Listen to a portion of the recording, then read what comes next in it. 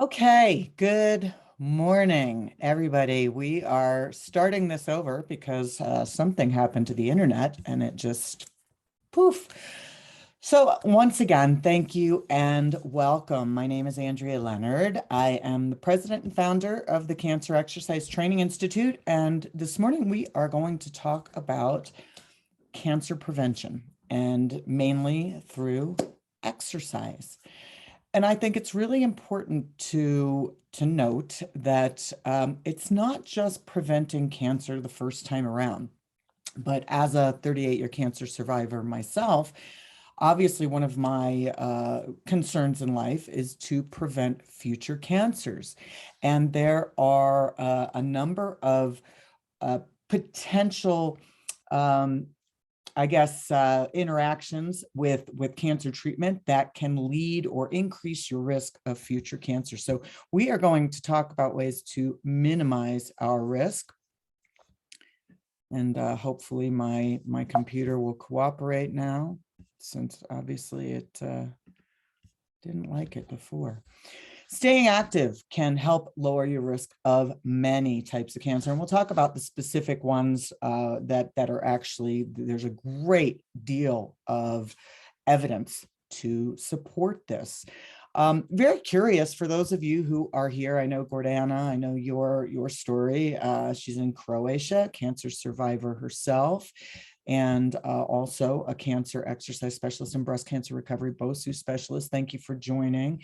And would love to hear from you in the chat box, who you are, why you are here, what your interest is. Obviously, something piqued your interest to be awake or up Sunday morning. And I suppose in Europe, it is later in the afternoon or evening.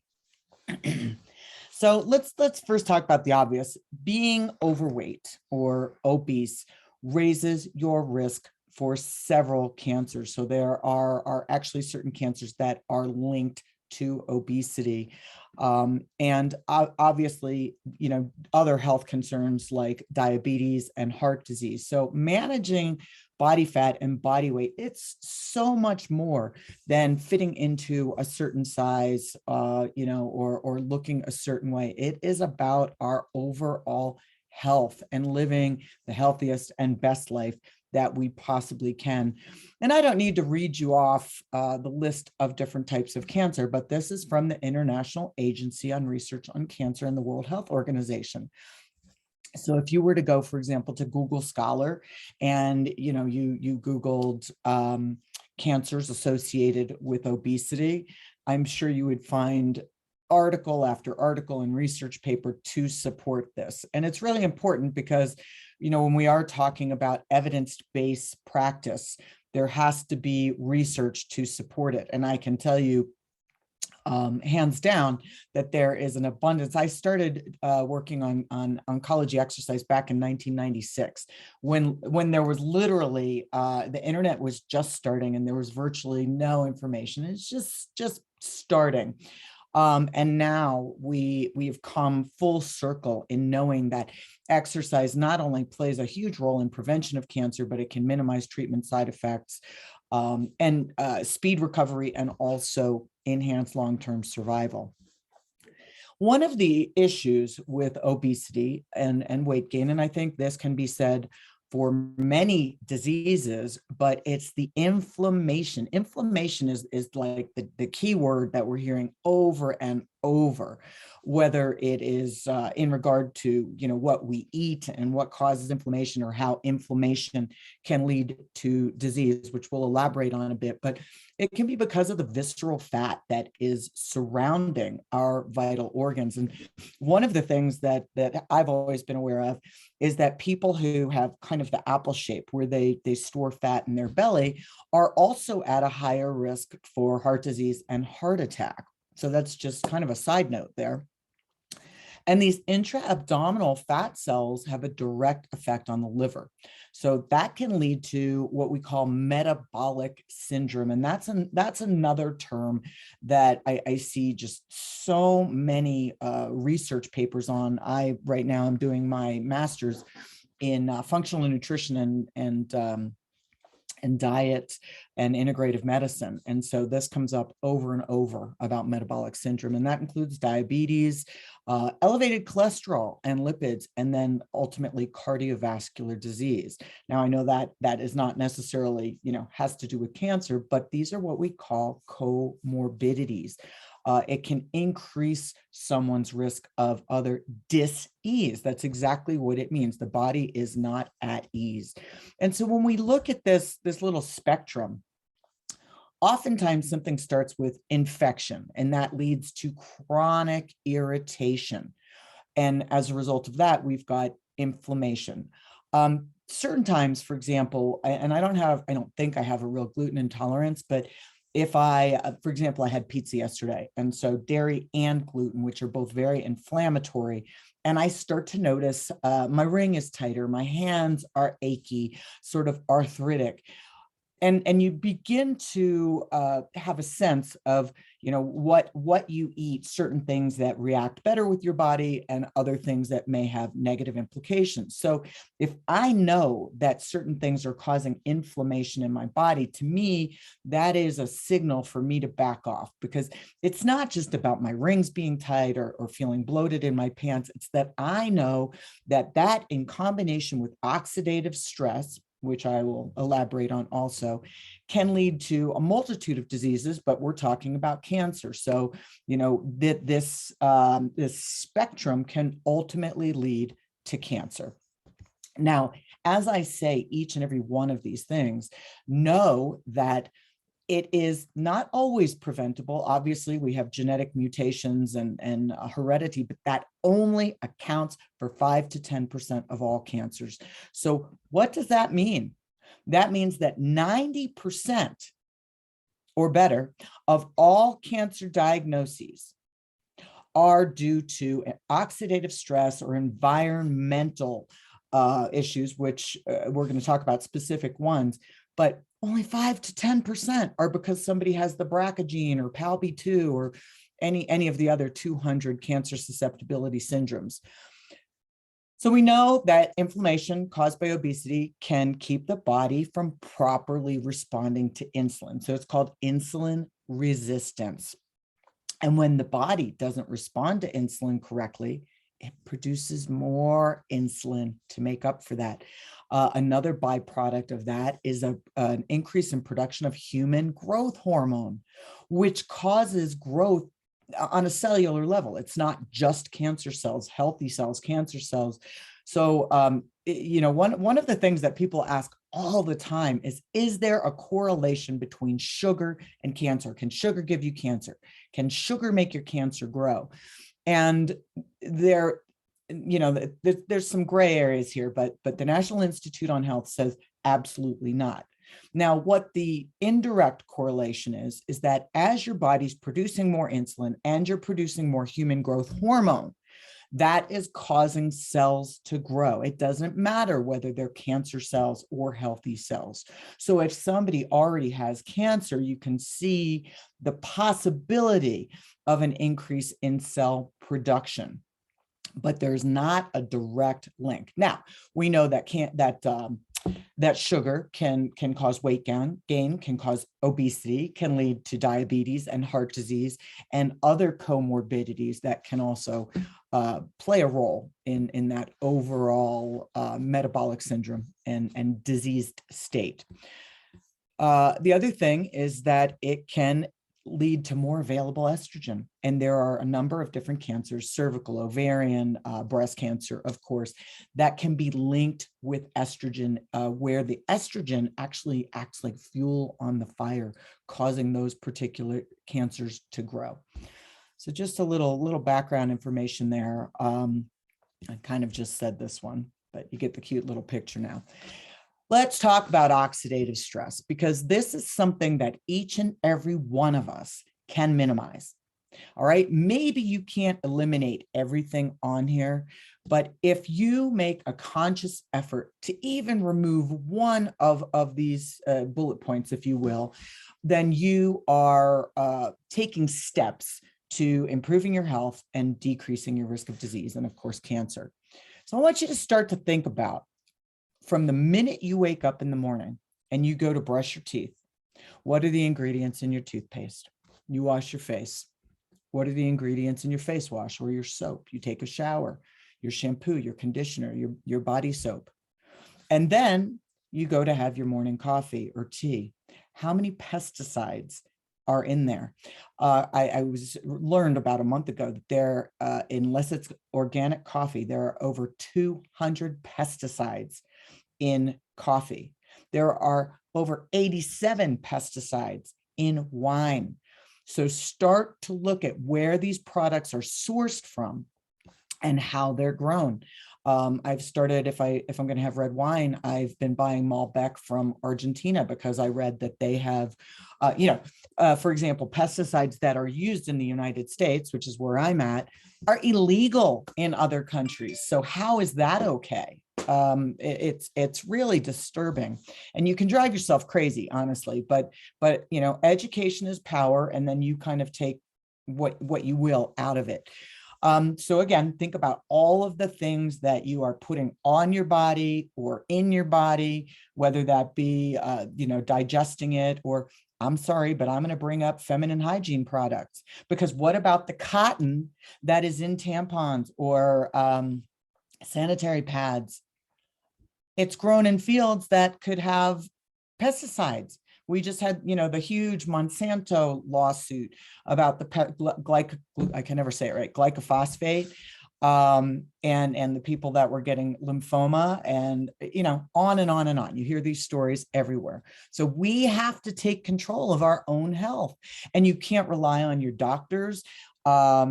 You have to be an advocate for your own health in every way, shape, and form. And that means, preventatively. And also, if you are worried about anything within your body, something's not right, you push and you push and you push until you get answers. Because in my 30 years of experience working in oncology, and oncology exercise specifically, but I have heard so many people who are misdiagnosed because they were told by their doctor, oh, it's no big deal, don't worry about it, or they ignored something. So listen to your body, listen to your gut. The gut and the brain interact regularly. That's why, they say listen to your gut, or, as if your gut has a brain, but it is all connected. So when you have that gut feeling, realize that your brain has something to do with it as well. All right, moving on. We all know hydrogenated fats are bad. So, obviously stay away from hydrogenated fats, saturated fats, a lot of, animal fats. If you're going to eat meat or poultry, fish, anything, make sure, again, look at where it's sourced. Is it grass-fed? Is it grass-finished? Which means it's not like they fed the chickens once with grass, but they had grass feeding throughout their lifetime. Again, are they eating grass that's got pesticides on it? You could honestly drive yourself crazy. So you do the best that you can, and you start to make some of these choices. Air pollution, water pollution, food pollution, it all counts. Oils that are heated to a very high temperature. So if you're cooking with olive oil, for example, olive oil is fabulous. The Mediterranean diet is one of the healthiest diets, and is great for disease prevention. One of the reasons is the health benefits of olives and olive oil, and that in the Mediterranean countries they use a lot of that, and almonds. However, there can be some changes at high temperatures. So I try, if I'm cooking over 375 degrees, to use other types of oil, sunflower oil, avocado oil, coconut oil, but to stay away from olive oil, although I use it as much as is humanly possible. Cigarette smoke. There's a reason why in Europe, in Asia, there is a higher incidence of lung cancer, because so many people smoke. And I think that, looking at this picture, cigarettes and alcohol tend to go hand in hand. So it's a double-edged sword there. Also, dehydration. Most people are not drinking enough water on a daily basis. And we obviously need water for our bodies to function. I think we're 76% water. So we must replenish that. Not only is alcohol dehydrating, but alcohol is also essentially just sugar. And so you have many of the same effects that I talked about with insulin. Plus it's wasted calories, right? I mean, if this much wine is 100 calories and you drink a half a bottle, you can do the math. Already mentioned too much animal protein in your diet, but what about geophysical stress? Like if you live near power lines or waste dumps, if there's a toxic spill, something like that, you start to see communities that begin to get a certain type of cancer. So you've got to be very aware of your environment. And I've really kind of taken a step back. I eat out probably too often, but I am very much aware of the fact that if I go and I get a street taco, that I have no idea where that chicken came from. I have no idea if it's organic. I have no idea. What about the tortillas? I never, ever thought about like bread or a tortilla. Well, that flour or that corn is a crop that was potentially sprayed with pesticides.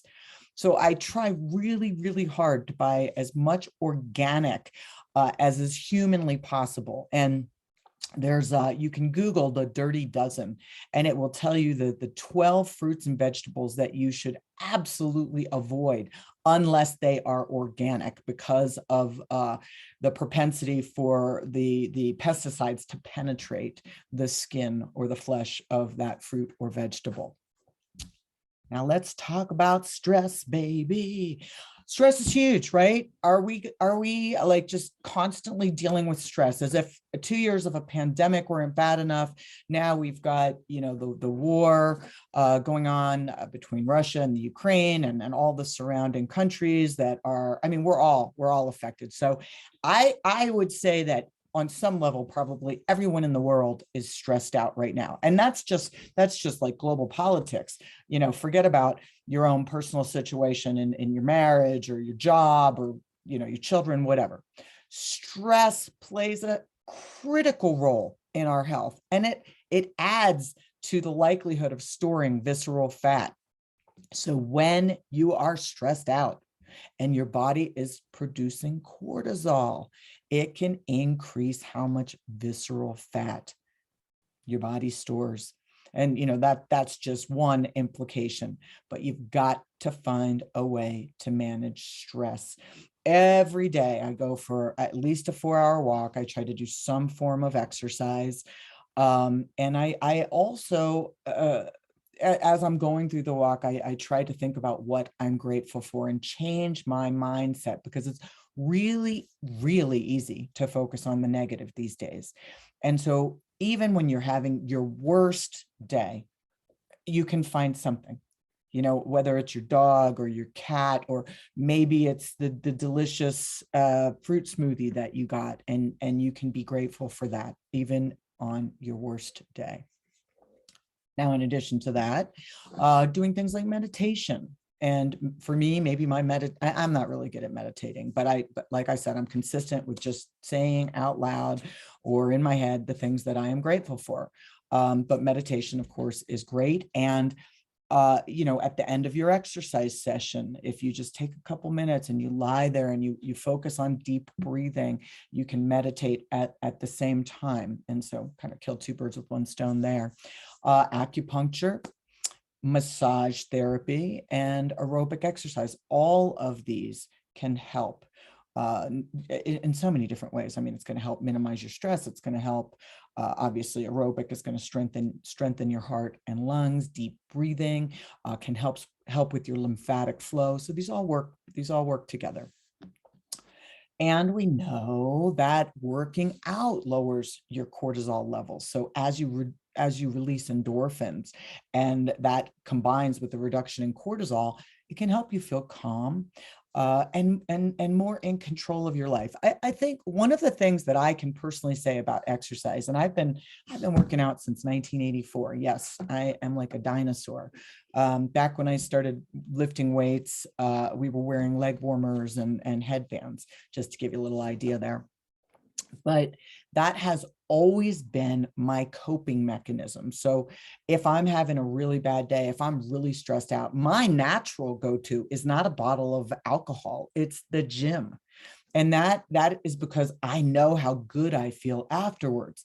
But if you have never really been an avid exerciser, you don't know what you don't know. You know that if you have that glass of wine or that shot of whiskey, it might make you feel a little better, but that's short-lived and it has health ramifications. So better to get to the gym and do some weights, do some cardio, take a fun class. So the American Cancer Society and the American College of Sports Medicine recommend that you get at least 150 minutes of moderate, low to moderate intensity exercise, or 75 minutes of vigorous activity each week. Now, that's kind of subjective. It depends on, what your level of fitness is. It'd be great if you could do 5 times a week for a half hour. That'd be awesome. But maybe you can't. If you're deconditioned or you're not ambulatory and you have a difficult time moving, then that is overwhelming. So break it into bite-sized pieces.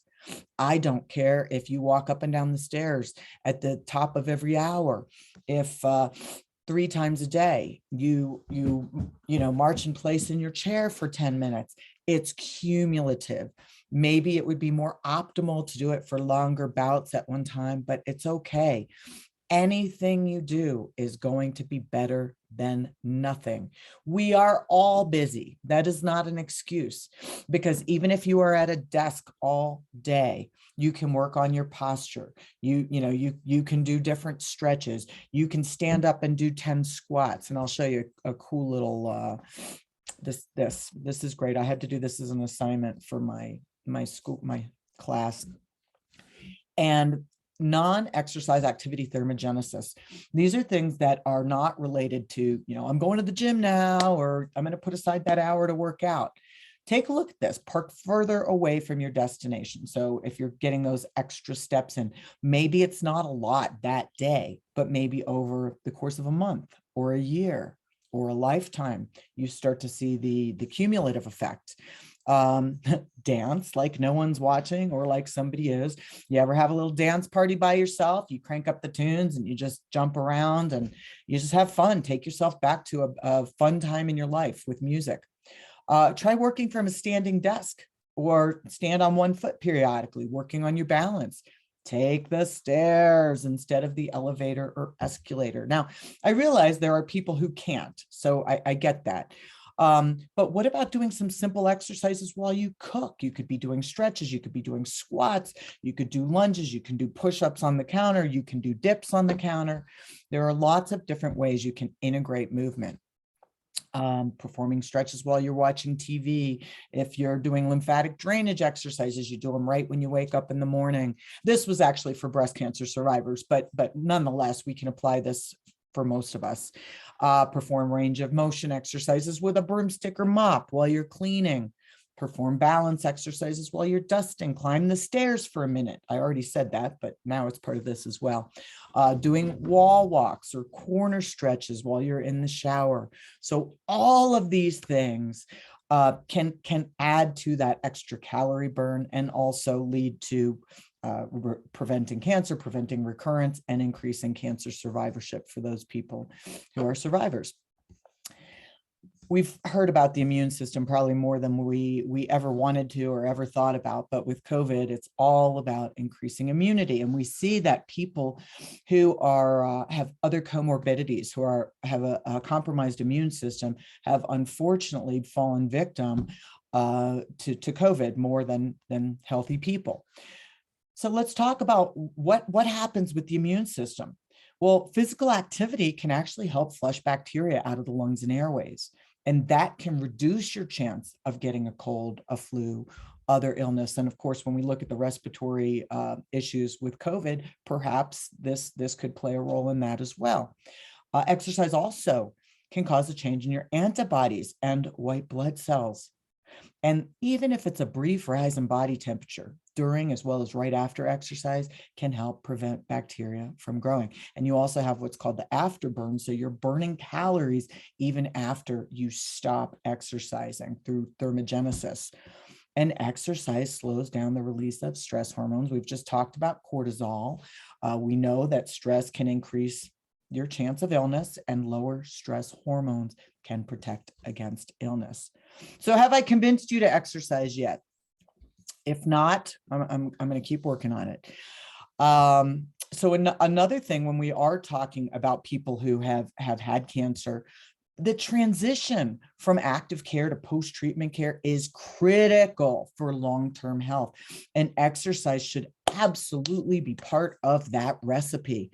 But unfortunately, speaking from my own experience and that of hundreds of clients throughout the years, most are not told what to do afterwards. And that applies to a lot of diseases, whether it's heart disease, whether somebody had a heart attack or a stroke, they have cardiac rehab, they have stroke rehab, but then what? How do you get to that next phase? And that is the critical component. So I hope this gives you some food for thought. And like I said, we are talking about preventing cancer, but we're also talking about preventing cancer recurrence. And as in part of our cancer exercise specialist training, and Gordana, you can account for this. So not only is she a cancer survivor, but she's also gone through both of our training courses. We learn about all of the contraindications and the complications during treatment, after somebody's out of treatment and they're in immediate recovery, and then long-term survivorship. So I call this kind of the cancer continuum or the cancer spectrum, but it starts with prevention. So I want to educate the general public on how to prevent cancer. I would rather do that than have them as clients who already have cancer. But nonetheless, exercise, literally, it is medicine. It is not cliche. There are so many benefits to exercise. I am happy to answer any questions you may have. I know that many of you will be watching this as a recording, but you can reach out to me. Here are all the ways you can get in touch with me, from my basic email address to websites, and lots of free videos on my YouTube channel. Not just cancer related, but all kinds of exercise videos for people who are perfectly healthy or people recovering from various types of cancer surgeries. So I would love it if you would not only check it out, but follow as well as on Instagram or Facebook. And I try pretty much every day to post something of value, some type of educational, whether it's cancer related or just exercise related. So I hope that you will get even more information there. And thank you, Gordana. Thank you. I don't know if I'm going to pronounce it right. Sheesh. But yeah, I hope that you guys will attend some of our other free webinars and have an amazing rest of your weekend, whatever is left. Thank you guys so much. Before we go, would you tell me where you are in the world? I would just love to know. I know Gordana's in Croatia, and I'm afraid of really mutilating some of your names, but I'm in the United States. I currently am in Colorado, and I spend half my time here and half my time in Oregon. Mauritius, am I saying that right?